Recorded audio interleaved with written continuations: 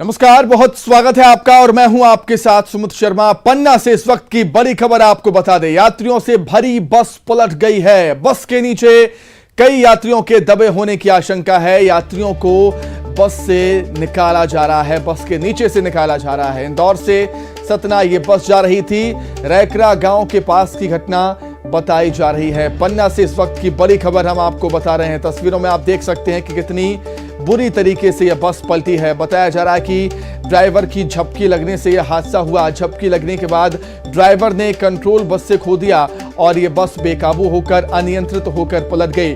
दूसरी तस्वीरों देखिए, बस से यात्रियों को बाहर निकाला जा रहा है क्योंकि बस के नीचे कई यात्रियों के दबे होने की खबर है। कई यात्री गंभीर रूप से घायल हुए हैं। गंभीर चोटें कई यात्रियों को आई हैं और यात्रियों में महिलाएं, बच्चे, पुरुष, बुजुर्ग भी शामिल हैं और घायलों को सामुदायिक स्वास्थ्य केंद्र में उपचार के लिए भर्ती करवाया गया है और 2 यात्रियों की मौत की खबर भी मिल रही है। हालांकि इसकी अभी आधिकारिक पुष्टि नहीं हुई है।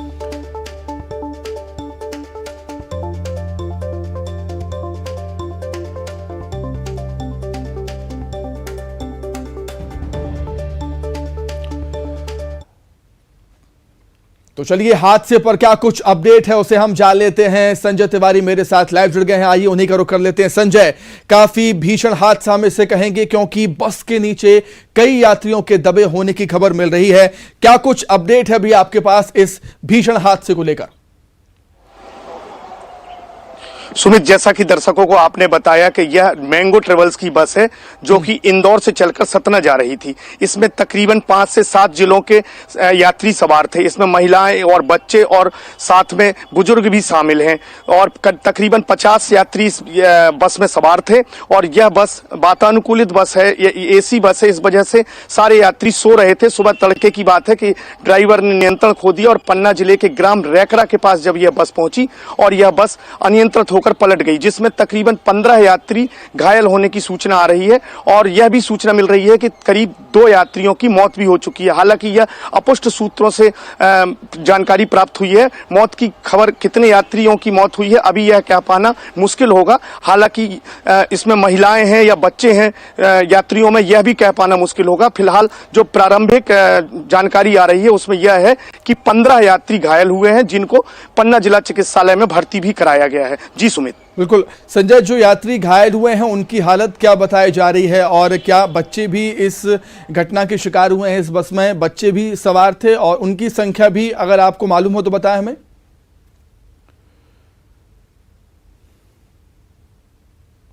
नहीं कहा जा सकता, लेकिन कुछ मां ऐसी थी जिनके साथ बच्चे भी सवार थे और जो यात्री घायल हैं उनमें 3 से 4 यात्रियों की हालत जो है वो नाजुक बनी हुई है। सुमित जी, किस तरीके से हादसा हुआ संजय, मैं आपसे ये जानना चाहूंगा क्योंकि हम देख रहे हैं कि बस बहुत बुरी तरीके से पलटी है और बस के नीचे कई यात्री दबे हुए हैं, तो हम अंदाजा लगा सकते हैं कि काफी भीषण हादसा ये है।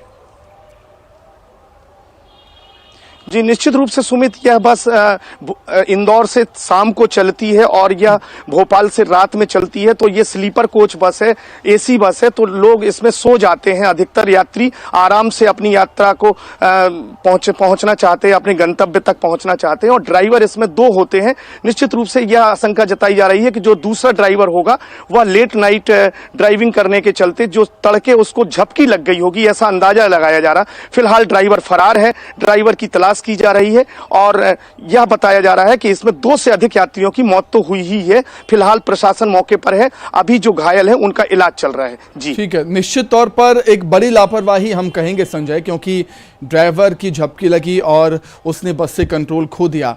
और अभी और क्या कुछ जानकारी है, क्योंकि भीषण हादसा है ये, और जैसा कि आपने बताया कि सुबह तड़के हादसा हुआ, जब ये हादसा हुआ तो इसकी जानकारी जब लगती है लोगों को तो क्या समय पर मदद पहुंचाई जाती है वहां पर घटनास्थल पर? जी निश्चित रूप से यह जहां पर बस पलटी है वह पन्ना जिले का एक ग्रामीण इलाका है। पन्ना और दमोह जिले के सीमा पर ये रैकरा ग्राम पड़ता है। जैसे ही लोगों को, जो ग्रामीण लोग हैं, उन्हें सूचना लगी, वो पहुंच गए और जैसे तैसे कांच तोड़ करके किसी तरीके से यात्रियों को निकाला जा रहा था। और आनन फानन में पास की जो थाना है सिमरिया, वहां की पुलिस भी वहां पहुंच गई और पास में ही एक सड़क निर्माण का कार्य चल रहा, वहां से क्रेन मंगवाई गई और क्रेन मंगवाने के बाद में इस बस को किसी तरह से सीधा किया गया और जिसमें तकरीबन 15 यात्री, जैसा कि मैं बार बार आपको बता चुका हूं, 15 यात्री घायल हैं, जिसमें 2 की मौत अपुष्ट सूत्र बता रहे हैं। फिलहाल यह कह पाना मुश्किल है कि इसमें कितनी महिलाएं, कितने बच्चे, कितने बुजुर्ग घायल हैं। हालांकि 3 से 4 लोगों की हालत गंभीर बताई जा रही है और सुबह का यह हादसा है। निश्चित रूप से बहुत बड़ी लापरवाही है। जो ड्राइवर हैं वह नशे की हालत में भी ड्राइविंग करते हैं। हालांकि यह जांच का विषय है, मैं इस बात को नहीं कह सकता, लेकिन जांच में पता चलेगा कि यह कितनी बड़ी लापरवाही है ड्राइवर की तरफ से या फिटनेस विभाग की तरफ से। जो आरटीओ विभाग है गाड़ियों को फिट कर देता है लेकिन फिट नहीं होती है, यह बड़ा एक जांच का विषय है। जी बिल्कुल बिल्कुल संजय, आप नजरें बनाए रखिए, जो भी अपडेट होगा हमें आप फौरन दीजिएगा। फिलहाल आपका बहुत शुक्रिया हमारे साथ जुड़ने के लिए, तमाम बातचीत के लिए। तो भीषण सड़क हादसा यहां पर हुआ है, 3 से 4 की गंभीर हालत है और 2 की मौत की है खबर मिल रही है, लेकिन अभी इसकी आधिकारिक पुष्टि नहीं हुई है। आगे बढ़ते हैं। रायपुर से बड़ी खबर, जहां पर आयकर विभाग ने दबिश दी, बड़े प्रतिष्ठानों पर छापेमारी की। कोयला और लोहा उद्योग से जुड़े प्रतिष्ठानों पर छापा मारा है आयकर विभाग की टीम ने। रायपुर, बिलासपुर और कोरबा में छापेमारी की है। रायपुर के चौबे कॉलोनी में रवि सिंघल के यहां पर छापा मारा गया। रायपुर से बड़ी खबर आपको बता रहे हैं।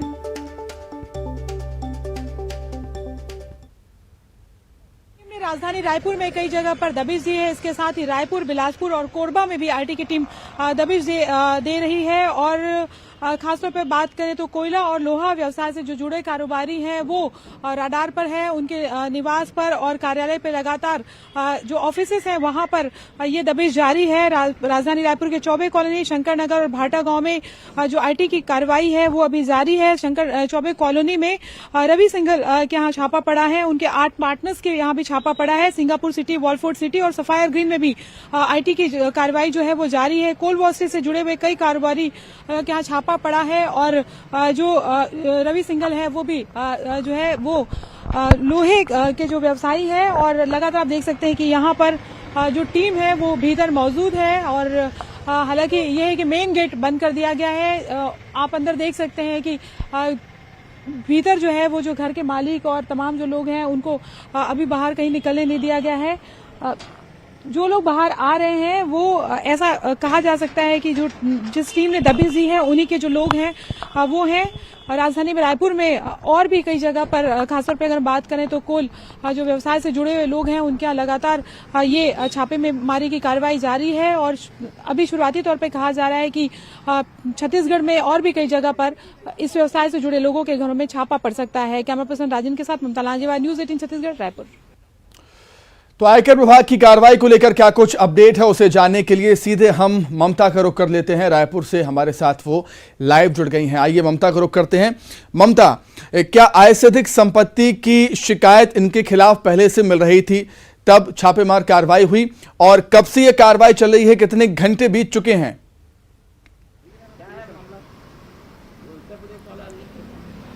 देखिए, ये कहा जा रहा है कि आईटी की टीम की राडार में खासतौर पे हम बात करें तो राजधानी रायपुर के लोहा और जो कोयला के जो व्यापारी हैं वो थे। और ये आय से अधिक संपत्ति का जो शिकायत है वो लगातार मिल रही थी और उसके चलते नजर रखी गई थी। ये राजधानी रायपुर का ये चौबे कॉलोनी है और यहाँ पर ये रवि सिंघल जो है उनका मकान है जो कोयला और लोहे के व्यापार से जुड़े हुए हैं। और इसके साथ ही इनके 8 जो पार्टनर्स हैं उनके घरों पे भी और जो कार्यालय है उस पर भी दबिश यहाँ पर दी गई है। आईटी की टीम भीतर मौजूद है। बाहर का ये जो मेन गेट है ये बंद कर दिया गया है और तड़के जो है वो आईटी की टीम यहाँ पर पहुंची हुई थी। और इस दौरान जो घर के लोग हैं वो भीतर ही मौजूद थे, अभी उनको बाहर नहीं निकलने दिया गया है। इसके साथ ही बात करें तो शंकर नगर और भाटा गांव में भी टीम जो है वो मौजूद है। बड़ी संख्या में जो आईटी की जो टीम है के जो लोग हैं वो भीतर मौजूद हैं।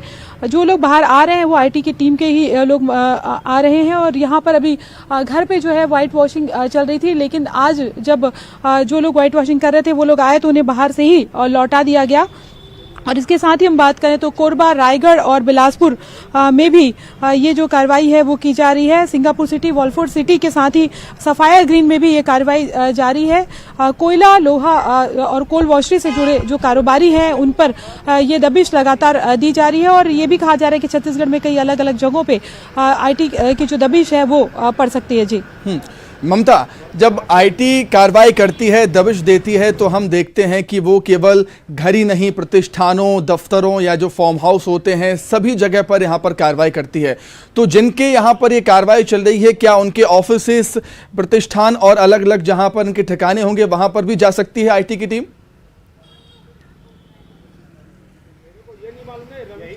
देखिए, मौजूद है ये जो रवि सिंघल है, ये उनका चौबे कॉलोनी का मकान है। इसके साथ ही उनके जो 8 पार्टनर्स हैं, खासतौर पे हम बात करें वो है सिंगापुर सिटी में, वॉलफोर्ड सिटी में और सफायर ग्रीन में। तो वहां पर कार्रवाई जो है वो जारी है और इसके साथ ही बात करें तो जो उनके दफ्तर हैं वहां पर भी IT की टीम ने दबिश देकर रखी हुई है। हालांकि अभी क्या मिला है, शुरुआती तौर पर क्या चीजें हैं, ये तो नहीं पता चल, सीधे तौर पर नहीं पता चल पा रहा है, लेकिन ये है कि दफ्तर के जो दस्तावेज हैं वो खंगाले जा रहे हैं। इसके साथ ही घरों के भीतर भी अगर बात करें तो लगातार ये कार्रवाई जारी है और चूंकि ये मेन गेट बंद कर दिया गया है इसलिए लेकिन जो टीम है करीबन ये कहा जा रहा है कि 10 से 12 जो कर्मचारी हैं वो भीतर मौजूद है इनकम टैक्स डिपार्टमेंट के। और इसके साथ ही यही जो सेम कार्रवाई जो है वो सफायर ग्रीन में, वॉलफोर्ड सिटी में और सिंगापुर सिटी में चल रही है। रवि सिंघल के जो 8 जो पार्टनर्स हैं जो कोयले और लोहे के व्यापार से जुड़े हुए हैं वहां पर ये कार्रवाई चल रही। तो एक साथ दबिश दी गई है। पहाड़ में जो है वो IT की टीम पहुंची थी और इस घर के साथ में जो अलग अलग जगह हम आपको बता रहे हैं, सफायर ग्रीन, वॉलफोर्ड सिटी, यहाँ पर एक साथ दबिश जो है वो दी गई है। जी बिल्कुल ममता, अब कार्रवाई खत्म होगी तभी पता चलेगा कि कितनी संपत्ति का खुलासा इस मामले में होता है। फिलहाल आपका बहुत धन्यवाद हमसे जुड़ने के लिए, तमाम बातचीत के लिए। चलिए आगे बढ़ते हैं। बात सीएम भूपेश बघेल की। सीएम भूपेश बघेल का मिशन यूपी, लखनऊ और लखीमपुर खीरी का दौरा उनका है। बख्शी तालाब में चुनावी सभा को वो संबोधित करेंगे। कमलापुर सिरसा में सभा करेंगे। पार्टी कार्यकर्ताओं से मुलाकात भी उनकी होगी। तो CM Bhupesh Baghel mission UP उनका शुरू हो चुका है, यूपी के दौरे पर है। लखनऊ और लखीमपुर खीरी का दौरा उनका है। बख्शी तालाब में चुनावी सभा को संबोधित वो करेंगे, वहीं कमलापुर सिरसा में भी सभा करेंगे। पार्टी कार्यकर्ताओं से मुलाकात भी उनकी होगी। वहीं छत्तीसगढ़ में भूपेश मंत्रिमंडल में फेरबदल हो सकता है। जी हां, सूत्रों के हवाले से मिली खबर के मुताबिक मंत्रिमंडल से 3 मंत्रियों की छुट्टी भी हो सकती है। मंगलवार को दिल्ली में सीएम भूपेश बघेल की राहुल गांधी से मुलाकात के बाद फेरबदल की अटकलें तेज हो गई हैं। वहीं कृषि मंत्री रविंद्र चौबे ने भी मंत्रिमंडल में फेरबदल के संकेत दे दिए हैं। देखना दिलचस्प होगा कि क्या कुछ बदलाव भूपेश मंत्रिमंडल में इस बार देखने को मिलेगा। के परफॉर्मेंस के बारे में समूचा निर्णय लेने का अधिकार एकमात्र आदरणीय मुख्यमंत्री जी को है। भाजपा इसमें टिप्पणी कर रही है तो मैं समझता हूं कि उनको टिप्पणी भी नहीं करना चाहिए। प्रजातंत्र में उनको अपनी सीमाओं को लांघना नहीं चाहिए। 2 साल पहले चुनाव के 2 साल पहले मंत्रिमंडल में फेरबदल करना कुछ ऐसा रिस्क नहीं हो जाएगा? मुझे लगता है कि ऐसा कुछ होता नहीं। मध्य प्रदेश में जब हम लोग पहली बार मंत्री बने थे तो वहां भी इलेक्शन के ठीक 2 साल पहले दिसंबर माह में ही मंत्रिमंडल का पुनर्गठन हुआ था। तो ये तो जब आदरणीय मुख्यमंत्री जी आवश्यक समझे, ये उनके विवेकाधिकार के ऊपर है कि जब आवश्यक समझे तब पुनर्गठन करें। फिलहाल यहां पर रुकेंगे बहुत छोटे से ब्रेक के लिए, फौरन लौट रहे हैं।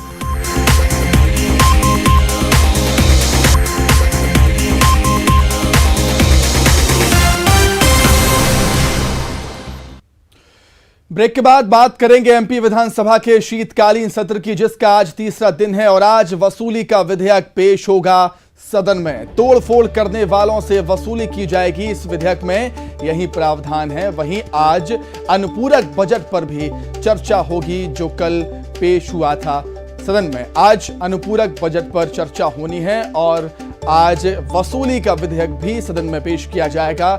गृह मंत्री डॉक्टर उत्तम शाह ये विधेयक पेश करेंगे। तोड़फोड़ करने वालों से अब वसूली की जाएगी। सरकारी संपत्ति को नुकसान आपने पहुंचाया तो आपसे वसूली की जाएगी। इस विधेयक में यही प्रावधान रहेगा। वहीं अनुपूरक बजट पर भी आज सदन में चर्चा।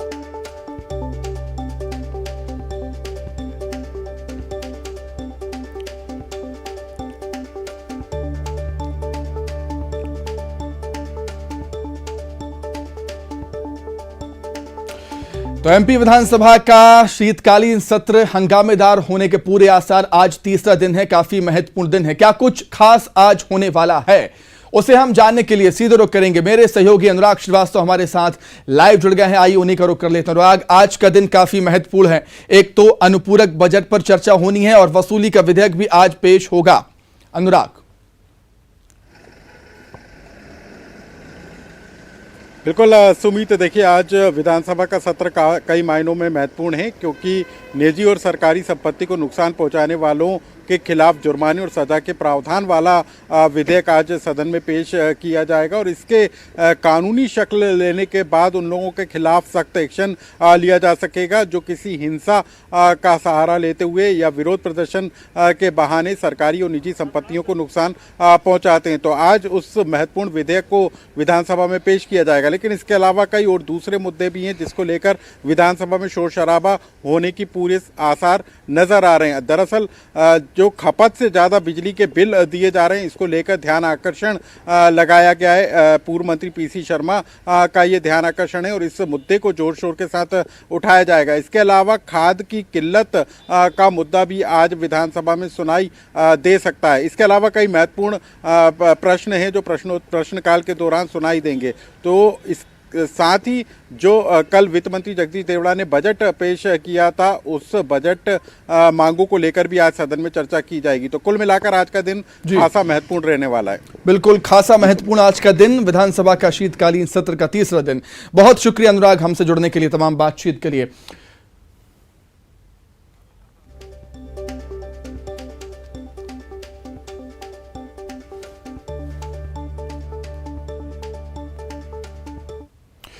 चलिए अब बात करेंगे सर्दी के सितम की। सर्द हवाओं के चलते एमपी में लगातार सर्दी बढ़ती ही जा रही है। वहीं शीतलहर ने जहां फसलों को नुकसान पहुंचाना शुरू कर दिया है, वहीं आम लोगों की दिनचर्या भी बुरी तरह से प्रभावित हुई है।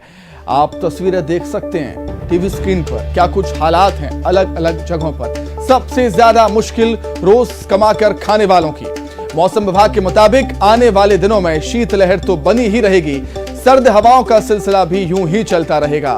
मौसम विभाग की माने तो उत्तर से आ रही सर्द हवाओं के चलते मध्य प्रदेश के कई जिलों में रिकॉर्ड तोड़ ठंड के आसार बने रहेंगे। पिछले 24 घंटे में सबसे न्यूनतम तापमान 1.3 डिग्री सेल्सियस नौगांव का रहा। वहीं उमरिया में न्यूनतम तापमान 2.1, ग्वालियर पचमढ़ी में 2.2, खजुराहो में 2.4, रायसेन में 3, खरगोन में 4.4 डिग्री सेल्सियस तापमान रहा है। मंगलवार की बात करें, राजधानी भोपाल में यहां का तापमान न्यूनतम था 5.8 डिग्री, जो सामान्य से 5.2 डिग्री सेल्सियस कम रहा है। तो अंदाजा लगा सकते हैं आप कि इस बार सर्दी कितनी ज्यादा।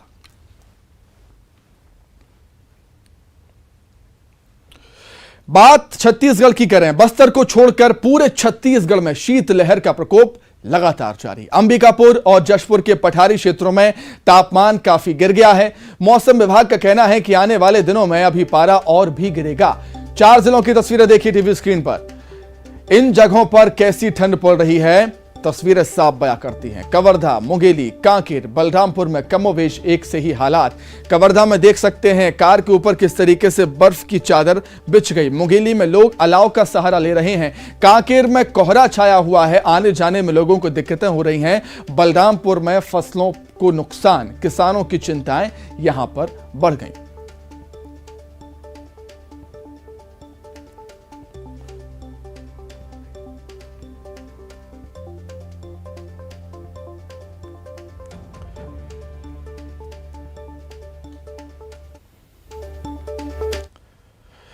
खरगोन में भी भीषण ठंड के चलते आम जनजीवन अस्त व्यस्त है। उत्तर भारत में चल रही शीतलहर से आमतौर पर गर्मी के लिए प्रसिद्ध निमाड़ अंचल के खरगोन जिले में इन दिनों कड़ाके की सर्दी पड़ रही है।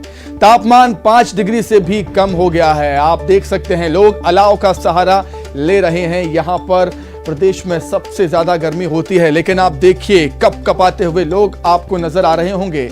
गर्म यहां पर कपड़े पहनने को मजबूर हैं लोग, क्योंकि इसके बिना उनका काम चलेगा ही नहीं। अलाव के सहारे अपना जीवन यापन करते हुए नजर आए।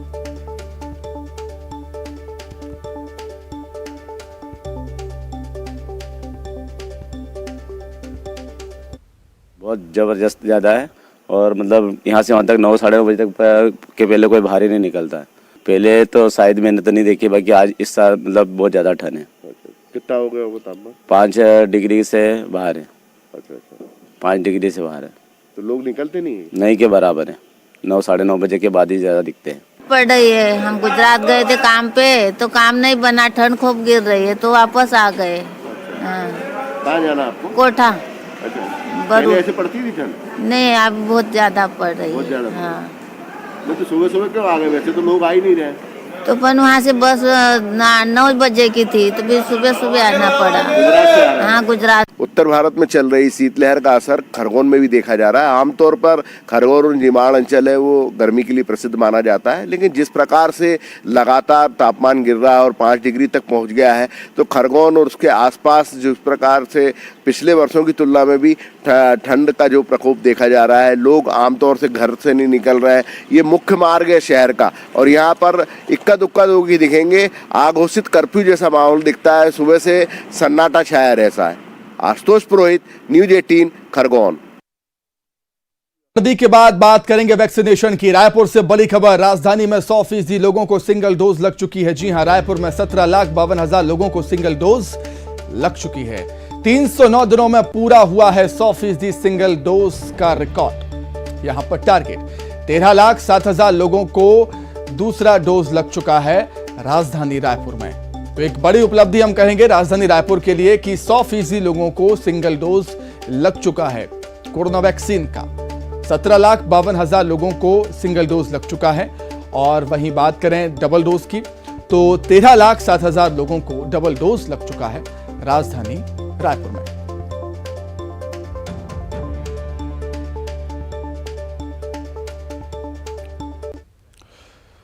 तो इसी के साथ ही फिलहाल इस बुलेटिन में इतना ही। खबरें लगातार जारी हैं। नमस्कार।